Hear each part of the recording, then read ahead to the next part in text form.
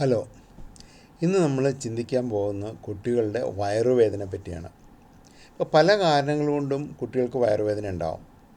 ചിലപ്പോൾ രാവിലെ എണീച്ച് സ്കൂളിൽ പോകുന്നതിന് മുമ്പായിരിക്കാം, ഇല്ലെങ്കിൽ രാത്രി കിടക്കുന്നതിന് മുമ്പായിരിക്കാം. അപ്പോൾ നമ്മൾ പറയും കൊച്ചിൻ്റെ വയറുവേദന വന്നത് കൊച്ചിന് സ്കൂളിൽ പോകാനുള്ള മടി കൊണ്ടാണ്, അല്ലെങ്കിൽ ഉറങ്ങാൻ കഴിയില്ലാത്തതുകൊണ്ട് വയറുവേദന പറഞ്ഞാണെന്നൊക്കെ നമ്മൾ വിചാരിക്കും. പക്ഷേ ഈ കാരണം ഇങ്ങനെ പല പല കാരണങ്ങളുണ്ട്. ഇതിന് ആന്തരികമായിട്ടുള്ള എന്തെങ്കിലും വൈകല്യങ്ങളുണ്ടെങ്കിലും വേദന വരാം. അപ്പോൾ എന്താണ് ആ വേദന വരാനുള്ള കാരണങ്ങൾ എന്നാണ് നമ്മൾ ചിന്തിക്കാൻ പോകുന്നത്. ഞാൻ ആദ്യം പറഞ്ഞ മാതിരി കൊച്ചിന് ആങ്സൈറ്റി കൊണ്ടുള്ള വേദനകളാണ് ഏറ്റവും നമ്മൾ കോമൺ ആയിട്ട് കാണുന്നത്. അതാണ് ഈ സ്കൂളിൽ പോകുന്നതിന് മുമ്പ് അല്ലെങ്കിൽ ഹോംവർക്ക് ചെയ്യാണ്ട് രാത്രി ഉറക്കം വരാത്തതുകൊണ്ട് ഉള്ള വേദനകളൊക്കെ വരുന്നത്. അപ്പോൾ നമ്മൾ വിചാരിക്കും കുട്ടികൾക്ക് ആങ്സൈറ്റി ഉണ്ടോയെന്ന്. തീർച്ചയായിട്ടും നമ്മളെക്കാളും കൂടുതൽ ആങ്സൈറ്റി ഉണ്ട് പലപ്പോഴും കുട്ടികൾക്ക്. കാരണം ക്ലാസ്സിൽ ഫസ്റ്റ് ആയില്ലെങ്കിൽ ടീച്ചർ വഴക്ക് പറയും, സ്റ്റാർ കിട്ടിയില്ലെങ്കിൽ വീട്ടിൽ വരുമ്പോൾ അപ്പച്ചനമ്മയും വഴക്ക് പറയും. പിന്നെ ക്ലാസ്സിലെ കോമ്പറ്റീഷൻ, ഇന്ന് LKG തൊട്ട് അവർക്ക് കോമ്പറ്റീഷനാണ്. ക്ലാസ്സിൽ ഫസ്റ്റ് ആവണം, പിന്നെ അങ്ങ് അവസാനം നീറ്റും എൻജിനീയറിങ്ങിലെ കോമ്പറ്റീഷനൊക്കെ വരെ അവർക്ക് ഇന്നൊരു കോമ്പറ്റീറ്റീവ് ഇതാണ്. അപ്പോൾ അതിൻ്റെ ആ സ്ട്രെസ്സ് ഭയങ്കരമായിട്ടുണ്ട്. ആ സ്ട്രെസ്സ് കുട്ടികളിൽ, ഇപ്പം നമുക്ക് വലിയ ആൾക്കാർക്ക് ഒരു സ്ട്രെസ്സ് വന്നാൽ എനിക്ക് സ്ട്രെസ്സാണ്, എനിക്കൊരു ആങ്സൈറ്റി ഉണ്ടെന്ന് നമുക്ക് മനസ്സിലാക്കാൻ സാധിക്കും. പക്ഷെ കുട്ടികളെ സംബന്ധിച്ചിടത്തോളം അത് പ്രതിഫലിക്കുന്നത് അവരുടെ ശരീരത്തിലാണ്. ഇപ്പോൾ സൈക്കോസൊമാറ്റിക് എന്ന് പറയും നമ്മൾ ഇംഗ്ലീഷിൽ. അതായത് പക്ഷെ ആ കുട്ടി അത് അഭിനയിക്കുന്നതല്ല. ആ കുട്ടിക്ക് ശരിക്കും വേദനയുണ്ട്. ആ കുട്ടിക്ക് ശരിക്കും വേദന അനുഭവപ്പെടുവാണ്. വയറിലായാലും തലവേദനയായാലും ഛർദിൽ വരലായാലും എല്ലാം ആ കുട്ടിക്ക് ശരിക്കും അത് അനുഭവപ്പെടുവാണ്. അപ്പോൾ അവർക്ക് നമ്മൾ നിനക്ക് സ്കൂളിൽ പോകാൻ കഴിയില്ലാത്തതുകൊണ്ടല്ലേ ഇത് പറയണേന്ന് പറഞ്ഞാൽ അവന് ശാസിച്ച് കഴിഞ്ഞാൽ കൂടുതൽ പ്രശ്നങ്ങളാവുള്ളൂ, അവൻ്റെ ആങ്സൈറ്റി കൂടുകയുള്ളൂ. അപ്പോൾ അവരെ കുറച്ച് എൻകറേജ് ചെയ്ത് അവരെ ഒന്ന് സപ്പോർട്ട് ചെയ്താൽ ചിലപ്പം ഇത് മാറിക്കിട്ടും. പിന്നെ വേറൊന്നുള്ള പ്രശ്നം എന്ന് വെച്ച് കഴിഞ്ഞാൽ ഈ ആങ്സൈറ്റി സ്ട്രെസ്സ് വരുമ്പോൾ നമ്മുടെ വയറിൽ ആസിഡിൻ്റെ ഉൽപ്പാദനം കൂടും. അപ്പോൾ ആസിഡിൻ്റെ ഉൽപ്പാദനം കൂടുമ്പോൾ ആ ആസിഡ് നമ്മുടെ വയറിൻ്റെ ഉള്ളിലെ ആവരണം, മ്യൂക്കോസ എന്ന് പറയും, ആ ആവരണത്തെ ദഹിപ്പിക്കും. അപ്പോൾ ചെറിയ അൾസർ പോലെ വരും. നമ്മൾ വലിയ ആൾക്കാർ അൾസർ ഡിസീസ് എന്ന് കേട്ടിട്ടില്ലേ, അൾസർ എന്ന് പറയുന്നത്. അപ്പോൾ അതേപോലെ കുട്ടികളിലും ചെറിയ ഇറോഷൻസ്, അല്ലെങ്കിൽ പൂർണ്ണമായിട്ടുള്ള അൾസർ അല്ലെങ്കിൽ ചെറിയ ഇറോഷൻസ് വരും, ചെറിയ ഡാമേജ് ആ മ്യൂക്കോസയ്ക്ക്. അപ്പോൾ അവിടെ ഈ ആസിഡ് ആക്ട് ചെയ്യുമ്പോൾ അവർക്ക് വേദന ഉണ്ടാവും. അപ്പോൾ അതിന് ആസിഡ് കുറയ്ക്കാനുള്ള മരുന്നുകളുണ്ട്.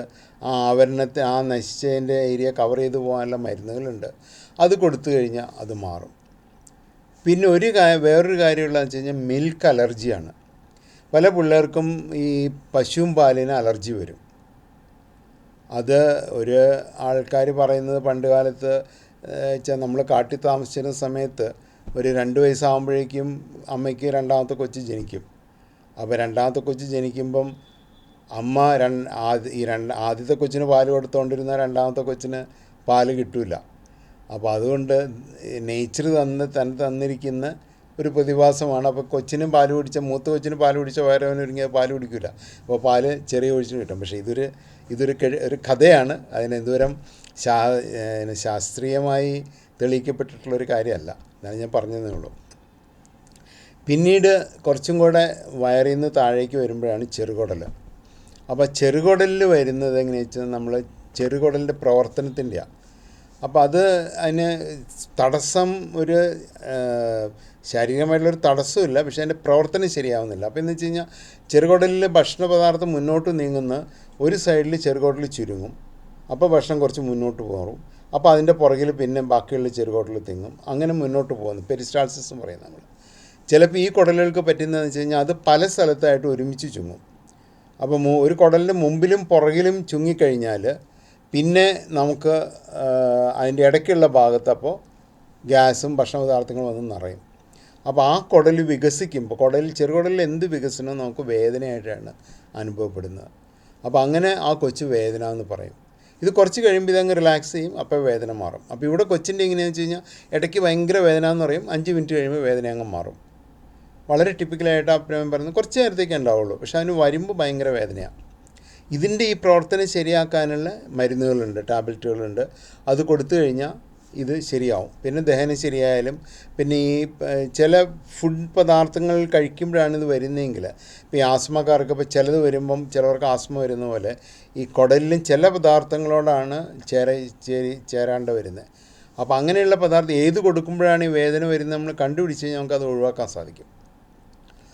പിന്നീട് വരുന്നത് ഒരു പ്രശ്നം എന്ന് വെച്ച് കഴിഞ്ഞാൽ കുടലിൻ്റെ അകത്ത് കയറുന്നതാണ്. നമ്മൾ ഇൻറ്റർസെപ്ഷൻ എന്ന് പറയും. അപ്പോൾ ചെറുകുടലിൽ വൻകുടലിൻ്റെ അകത്ത് കയറാം, ചെറുകുടലിൻ്റെ അകത്തും കയറാം. അപ്പോൾ അങ്ങനെ വരുന്നതെന്ന് വെച്ച് കഴിഞ്ഞാൽ ആദ്യം കൊച്ചിന് ഈ കുടലിൻ്റെ അകത്ത് കയറുമ്പം ഒരു ചെറിയ തടസ്സം വരും. അപ്പോൾ അവർ ഭയങ്കര വയറുവേദന പറയും. ഈ വയറുവേദനയോടുകൂടി ചിലപ്പം ഛർദ്ദിച്ചെന്നിരിക്കും. ആദ്യം തുടക്കത്തിൽ പച്ച നിറമായിരിക്കില്ല, കുടിച്ച പാല് വല്ലതും ആയിരിക്കും ഛർദ്ദിക്കുന്നത്. പക്ഷേ ഇതിൻ്റെ മറ്റുള്ള വേദനകളിൽ നിന്നുള്ള വ്യത്യാസം എന്ന് വെച്ച് കഴിഞ്ഞാൽ വേദന വരുമ്പോൾ ശക്തിയായിട്ടുള്ള വേദന കൊച്ചു കിടന്ന് പൊളഞ്ഞെന്നിരിക്കും. പക്ഷെ അത് കഴിയുമ്പോൾ കൊച്ചു കുറച്ച് നേരത്തേക്ക് തളർന്നങ്ങ് കിടക്കും, ഉറങ്ങിപ്പോയിന്നിരിക്കും. പിന്നെയും കൊച്ചു എണീച്ച് വേദന എന്ന് പറയും. ഇത് രാത്രി ഉറങ്ങിക്കിടക്കുമ്പോഴാവാം, പകലാവാം. പക്ഷേ വേദന വരുന്നു, മാറുന്നു, കൊച്ചു ഉറങ്ങുന്നു, പിന്നെയും വേദന വരുന്നു, വേദന വരുമ്പോൾ ഇങ്ങനെ കുഞ്ചി എണിക്കുന്നു. അപ്പോൾ ഇത് ഇൻറ്റർസെപ്ഷൻ്റെ ഒരു പ്രത്യേകതയാണ് മറ്റുള്ള വേദനകളായിട്ട് കമ്പയർ ചെയ്യുമ്പോൾ. പിന്നെ ഈ കുടൽ കുറച്ചും കൂടെ അകത്ത് കയറി കഴിയുമ്പോൾ അതിന് പൂർണ്ണമായിട്ടും കുടൽ തടസ്സം വരും. അപ്പോൾ വയറിനൊരു സ്തംഭനം വരും, വയറ് വീർത്തുന്നിരിക്കും, കൊച്ചു പച്ച നിറത്തിൽ ഛർദ്ദിക്കാൻ തുടങ്ങും. കുറേയും കൂടെ കഴിയുമ്പോൾ ഈ അകത്ത് കയറിയ കുടലിൻ്റെ രക്തക്കൊള്ളുകൾക്ക് തടസ്സം വരും. കാരണം അതിങ്ങനെ ഇറുകിയിരിക്കുമല്ലേ. അപ്പോൾ അതിൽ നിന്ന് രക്തസ്രാവം ഉണ്ടാവും. അപ്പോൾ കൊച്ചു കക്കൂസി പോകുമ്പം വയറ്റിൽ നിന്ന് ഖബവും രക്തവുമായിട്ട് പോവും. ആങ്കോവി സോസ് എന്നൊക്കെ നമ്മൾ ഇംഗ്ലീഷിൽ പറയും. അത് ഖബവും രക്തവും കൂടെ കലർന്നിട്ടാണ് പുറത്തേക്ക് വരുന്നത്. മലം ചിലപ്പോൾ ഉണ്ടായിരുന്നിരിക്കില്ല. മലം ഉണ്ടെങ്കിൽ തന്നെ ചിലപ്പോൾ ഈ ഖബവും രക്തവും കൂടെ കലർന്നുമായിട്ട് മിക്സായിട്ടല്ല, സെപ്പറേറ്റ് ആയിട്ടായിരിക്കും പോകുന്നത്. അപ്പോൾ ഇത് കണ്ടു കഴിഞ്ഞാൽ ഉടനെ ഒരു ആശുപത്രി ചെല്ലേണ്ട ആവശ്യമുണ്ട്. കാരണം തുടക്കത്തിൽ ആണെങ്കിൽ ഇത് നമുക്ക് നിവർത്താൻ സാധിക്കും. ഓപ്പറേഷൻ കൂടാതെ നമുക്കിപ്പോൾ അമൃതയിലൊക്കെ ഞങ്ങളതൊരു ഗ്യാസ് കയറ്റിയിട്ട് ഈ കുടലങ്ങ് തള്ളിവിടും. അപ്പോൾ അകത്ത് കയറി കുടൽ തന്നെ പുറത്തേക്ക് വന്ന് അങ്ങ് നിവരും. അത് നമുക്ക് എക്സ്റേയിൽ നമുക്ക് കാണാൻ സാധിക്കും. അപ്പം ഒരു 5 മിനിറ്റ് കൊണ്ട് ഇത് തീരും. അപ്പോൾ ഒരു വലിയൊരു ഓപ്പറേഷനാണ് നമുക്ക് അതുകൊണ്ട് ഒഴിവാക്കാൻ സാധിക്കുന്നത്. പക്ഷെ നമ്മളൊന്ന് മനസ്സിലാക്കേണ്ടത് ഇത് വീണ്ടും വരാം എന്നുള്ളതാണ്. ഇത് സാധാരണ നമ്മൾ കാണുന്നത് ഒരു 2 മാസം തൊട്ട് 2 വയസ്സ് വരെയാണ് അതിൻ്റെ ടൈം ഫ്രെയിം. പക്ഷേ സാധാരണ 2 മാസം തൊട്ട് 9 മാസം വരെയാണ് നമ്മൾ ഏറ്റവും കൂടുതൽ കാണുന്നത്. അത് കഴിഞ്ഞ് കഴിഞ്ഞാൽ നമ്മൾ അത്രയും കാണാറില്ല. പിന്നെ വേറൊന്നുള്ളത്, ഇത് സാധാരണ വരുന്നത് ഇത്തിരി ചബ്ബി ആയിട്ടുള്ള ഇച്ചിരി വണ്ണവും ഉള്ള പിള്ളേർക്കാണ് സാധാരണ കാണുന്നത്. മെലിഞ്ഞ കുട്ടികൾ കാണാറില്ല. എന്തുകൊണ്ടാണെന്ന് നമുക്ക് അറിഞ്ഞുകൂടാ. പക്ഷേ സാധാരണ നമ്മൾ കാണുന്ന ഇത്തിരി വണ്ണം വെച്ച കുട്ടികൾക്കാണ്. അപ്പോൾ അങ്ങനെ ഇപ്പോൾ കുറച്ച് വണ്ണമുള്ളൊരു കുട്ടി പെട്ടെന്ന് ഇങ്ങനെ വരുവാണെങ്കിൽ ഡെഫിനറ്റായിട്ട് ഇത് നമ്മൾ സസ്പെക്റ്റ് ചെയ്യണം, ഒരു ഡോക്ടറെ പോയി കാണേണ്ട ആവശ്യമുണ്ട്. പിന്നീട് കുറച്ചും കൂടെ താഴേക്ക് വരുമ്പോഴാണ് നമ്മുടെ അപ്പൻഡിസൈറ്റിസ് എല്ലാവർക്കും പരിചയമുള്ള കാര്യമാണ്. പക്ഷേ അപ്പൻഡിക്സിൻ്റെ പ്രശ്നം എന്താണെന്ന് വെച്ച് കഴിഞ്ഞാൽ നമ്മളത് അതിൻ്റെ വേദന തുടക്കത്തിൽ ഉള്ള വേദന എന്ന് പറയുന്നത് പൊക്കിളിൻ്റെ ചുറ്റുമാണ്. അപ്പോൾ പൊക്കിളിൻ്റെ ചുറ്റും ഉള്ള വേദനയാണ് തുടക്കത്തിൽ. അത് കഴിഞ്ഞിട്ടാണ് അത് വലത്തുവശത്തേക്ക് മാറുന്നത്. ഇതിൻ്റെ കാര്യം എന്താണെന്ന് വെച്ച് കഴിഞ്ഞാൽ അപ്പൻഡിക്സിൻ്റെ ഞരമ്പിൻ്റെ റിഫ്ലക്ഷൻ, അല്ലെങ്കിൽ ആ ഞരമ്പ് പ്രതിനിധീകരിക്കുന്നത് ഈ നമ്മുടെ അംബലിക്കസ് അല്ലെങ്കിൽ പൊക്കിൾക്കൊടിയുടെ ചുറ്റുമുള്ള സ്ഥലത്താണ്. അപ്പോൾ തുടക്കത്തിൽ പൊക്കിൾക്കൊടിയുടെ ചുറ്റായിരിക്കും.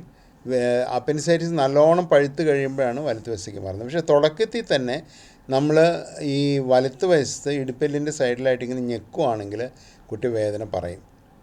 അങ്ങനെയാണ് അത് നമ്മൾ മറ്റുള്ള വേദനകളിൽ നിന്ന് നമ്മൾ വ്യത്യാസപ്പെട്ട് മനസ്സിലാക്കുന്നത്. ആ വേദനയ്ക്കുള്ള വ്യത്യാസം ഇതാണ്. ഞെക്കുമ്പോൾ വലത്തുവശ വേദന, പക്ഷേ കുട്ടി പറയുന്നത് പൊക്കിൾക്കൊടി ഇടിച്ചിട്ടാണ്. ഇത് പക്ഷേ തുടക്കത്തിലാണ്. അതുപോലെ പനി ഉണ്ടാവാം. ചിലപ്പോൾ പനിയായിട്ടായിരിക്കും തുടങ്ങുന്നത്. പനിയായിട്ട് തുടങ്ങി നമ്മൾ ഡോക്ടറെ കാണുമ്പോഴായിരിക്കും ഡോക്ടർ ഇത് കണ്ടുപിടിക്കുന്നത്. പിന്നെ രക്തം നമ്മൾ ടെസ്റ്റ് ചെയ്ത് കഴിഞ്ഞാൽ രക്തത്തിൽ ദേഹത്ത് പഴുപ്പുണ്ടോ എന്ന് നമുക്കറിയാൻ പറ്റും. അപ്പോൾ ഇത് കണ്ടുപിടിക്കാൻ എളുപ്പമാണ്. അൾട്രാസൗണ്ട് ചെയ്ത് കഴിഞ്ഞാൽ ചിലപ്പോൾ നമുക്ക് അപ്പൻഡിക്സ് പഴുത്തിരിക്കുന്നത് കാണാൻ പറ്റും. പക്ഷേ എല്ലാ അൾട്രാസൗണ്ടിലും കാണണമെന്നില്ല. കാരണം ചിലപ്പോൾ ചെറുകുടൽ വന്ന് അപ്പൻഡിക്സിൻ്റെ മുകളിൽ കിടക്കുന്നുണ്ടെങ്കിൽ ചിലപ്പോൾ അൾട്രാസൗണ്ടിൽ തിരിച്ച് കാണാൻ നമുക്ക് സാധിക്കില്ല. പക്ഷേ നമ്മളിത് നേരത്തെ കണ്ട് അപ്പൻഡിക്സ് എടുത്ത് കളയാമെങ്കിൽ ചെറിയൊരു ഓപ്പറേഷനാണ്, ഒരു ദിവസം ആശുപത്രി കിടക്കേണ്ട കാര്യമുള്ളൂ, കീഹോളായിട്ട് നമുക്ക് ചെയ്യാൻ സാധിക്കും. പക്ഷേ വൈകുവാണെങ്കിൽ അപ്പൻഡിക്സ് പഴുത്ത് പൊട്ടിക്കഴിഞ്ഞാൽ പിന്നെ അതൊരു മേജർ ഓപ്പറേഷനാണ്. രക്തത്തിൽ പഴുപ്പ് കയറും, കുട്ടിക്ക് വലിയ പ്രശ്നങ്ങളുണ്ടാവും. അപ്പോൾ ഇത് നമ്മൾ ഇങ്ങനൊരു വേദന, കുട്ടി പൊക്കിൾക്കൊടിയുടെ ചുറ്റും വേദന പറയുന്നു, ഛർദ്ദിക്കുന്നു, പനിയുണ്ട്, പിന്നെ ഞെക്കുമ്പോൾ സൈഡിൽ വേദനയുണ്ടെങ്കിൽ ഒരു ഡോക്ടറെ കാണേണ്ട ഒരു ആവശ്യമാണ്. പിന്നെ കുറച്ചും കൂടെ നമ്മൾ താഴേക്ക് വരുമ്പോഴാണ് നമ്മുടെ മലബന്ധം കൊണ്ട് വരുന്ന വേദന. മലബന്ധം വരുമ്പോൾ കൊച്ചിന് മലം വയറ്റിൽ നിന്ന് പോകുന്നില്ല, മലദ്വാരത്തിൻ്റെ അവിടെ തടസ്സമാണ്, വൻകുടലിൽ വന്ന് ഗ്യാസ് കിട്ടും. അപ്പോൾ സീക്കം എന്ന് പറയുന്ന വൻകുടലിൻ്റെ ഏറ്റവും വലത്ത് ഭാഗത്തെ സ്ഥലമാണ് ഈ സീക്കം എന്ന് പറയുന്നത്. അതങ്ങ് വല്ലാണ്ട് അങ്ങ് വീർക്കുമ്പോൾ ഈ അപ്പൻഡിക്സ് ഇരിക്കുന്ന സ്ഥലം, അപ്പൻഡിക്സിൻ്റെ ആരംഭമായിട്ടുള്ള സ്ഥലമാണ്. അപ്പോൾ അത് വീർക്കുമ്പോൾ കൊച്ചിന് വേദന പറയും. പക്ഷെ അതും പലപ്പോഴും അപ്പൻഡിസൈറ്റിസ് ആയിട്ട് നമ്മൾ കൺഫ്യൂസ് ചെയ്യും, കാരണം അവിടെയും വേദന പറയുന്ന വലത്ത് വശത്താണ്. പക്ഷേ വ്യത്യാസം എന്താണെന്ന് വെച്ച് കഴിഞ്ഞാൽ, നമ്മൾ അതോടെ പതുക്കെ ഒന്ന് ഞെക്കിക്കഴിഞ്ഞാൽ വലിയ വേദന ചിലപ്പോൾ ഉണ്ടാവില്ല, പനി ഉണ്ടാവില്ല. രക്തം ടെസ്റ്റ് ചെയ്ത് കഴിഞ്ഞ് കഴിഞ്ഞാൽ അതിൻ്റെ അകത്ത് രക്തത്തിൽ ഒരു പഴുപ്പിന്, ശരീരത്തിൽ പഴുപ്പുള്ളതിൻ്റെ അടയാളങ്ങളൊന്നും ഉണ്ടാവില്ല. അപ്പോൾ അത് നമുക്ക് അവിടെ നിന്ന് ഇരിക്കാൻ സാധിക്കും.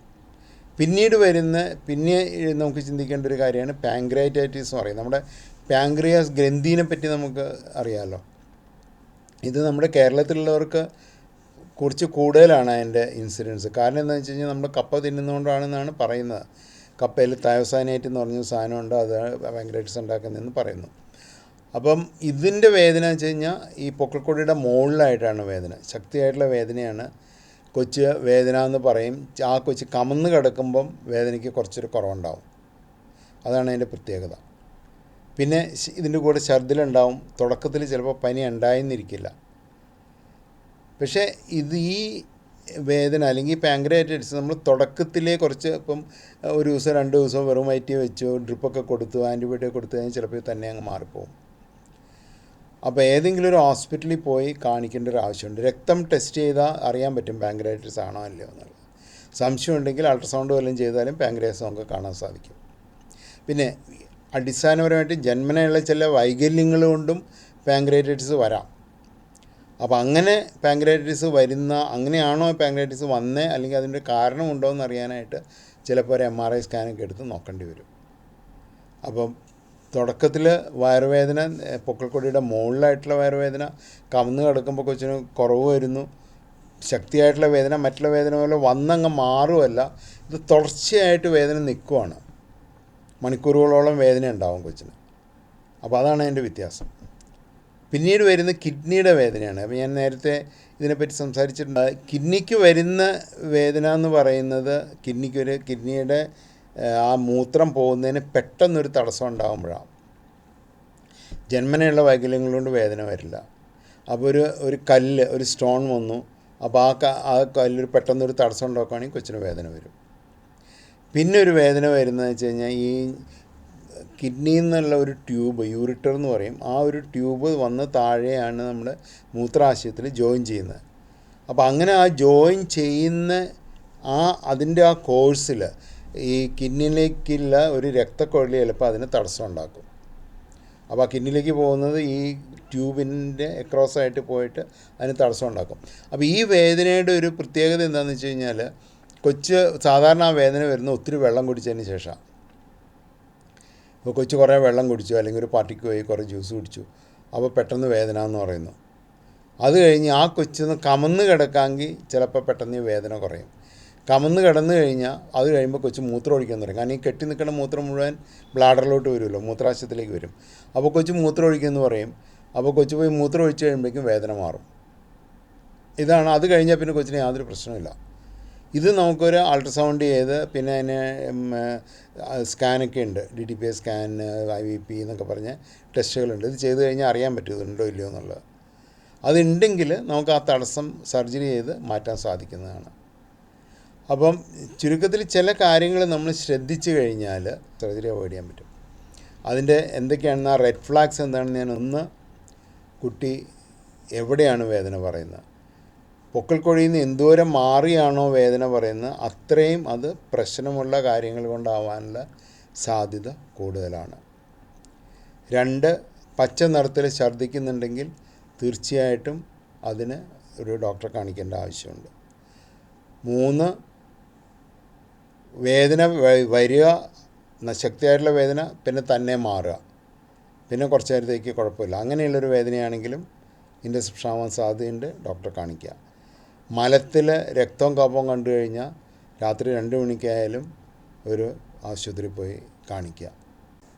വേറൊരു റെഡ് ഫ്ലാഗ് എന്ന് പറയുന്നത് കുട്ടി രാത്രി കിടന്നുറങ്ങുമ്പോൾ പെട്ടെന്ന് എണീച്ച് കരയുന്നുണ്ടോ അല്ലെങ്കിൽ വേദന പറയുന്നുണ്ടോ. കാരണം സാധാരണ ഉണ്ടാവുന്ന ഇപ്പം നമ്മുടെ ഫങ്ഷണലായിട്ട് ഇപ്പം ആങ്സൈറ്റി ഇല്ലെങ്കിൽ നമ്മുടെ ഇറിറ്റബിൾ ബൗൾ സിൻഡ്രോം കുടലിൻ്റെ പ്രവർത്തനത്തിൻ്റെ പ്രശ്നങ്ങൾ ഇതൊക്കെല്ലാം ഉറങ്ങിക്കഴിഞ്ഞാൽ സാധാരണ പ്രശ്നങ്ങൾ ഉണ്ടാവാറില്ല. പക്ഷേ രാത്രിയിൽ പെട്ടെന്ന് കുട്ടി ഉറക്കത്തിൽ നിന്ന് എണീച്ച് വയറുവേദന എന്ന് പറയുന്നുണ്ടെങ്കിൽ അതിന് എന്തെങ്കിലും ഒരു കാരണമുണ്ടാവാനുള്ള സാധ്യതയുണ്ട്. അപ്പോൾ അതും ഒരു റെഡ് ഫ്ലാഗാണ്. അപ്പം ഈ റെഡ് ഫ്ലാഗ്സ് നമ്മളൊന്ന് മനസ്സിൽ വെക്കാമെങ്കിൽ പലപ്പോഴും നമുക്ക് ഈ കുട്ടീനെ വലിയൊരാപത്തിൽ നിന്ന് നമുക്ക് രക്ഷിക്കാൻ സാധിക്കും. Thank you.